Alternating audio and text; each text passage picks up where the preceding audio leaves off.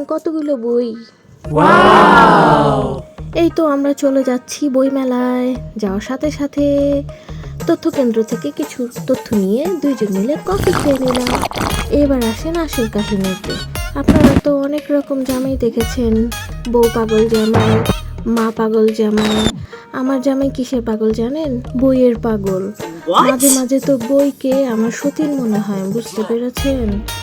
আমার জামাই মন খারাপ থাকলেও বই পড়ে, মন ভালো থাকলেও বই পড়ে, হতাশ হলেও বই পড়ে, সব কিছুতেই বই পড়ে। বই ছাড়া তার একদিনও যায় না। আমার বাসায় যে কত বই আছে তার, ঠিক আছে, কোনো হিসাব নাই ভাই, কোনো হিসাব নাই।